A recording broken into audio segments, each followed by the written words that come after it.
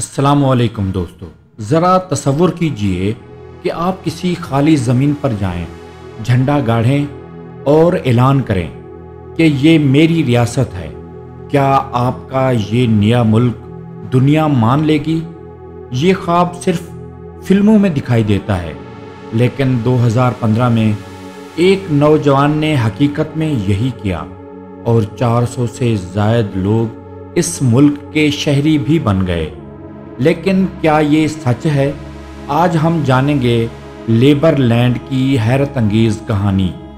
یہ کہانی شروع ہوتی ہے یورپ کے دو ملکوں کروشیا اور سربیا کے بیچ، جہاں ایک چھوٹی سی زمین جس پر کوئی دعویٰ نہیں کرتا تھا، اسی جگہ چیک ریپبلک کا ایک نوجوان ویٹ جڈلیکا آیا اور اس نے اعلان کیا کہ یہ زمین اب آزاد ریاست لیبر لینڈ ہے۔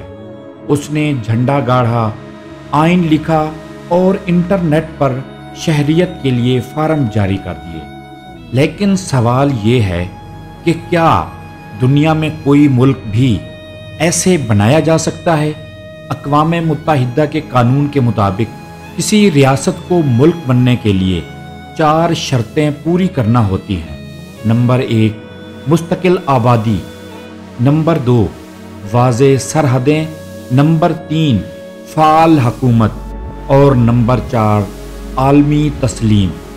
لیبر لینڈ کے پاس ان میں سے صرف خواب تھا۔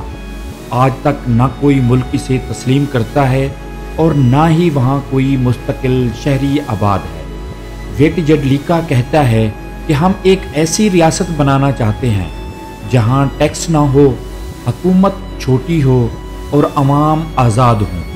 لیکن حقیقت یہ ہے کہ کروشیا کی حکومت نے اس جگہ جانے پر ہی پابندی لگا دی اور اکثر لوگ اسے صرف ایک انٹرنیٹ گمک کہتے ہیں۔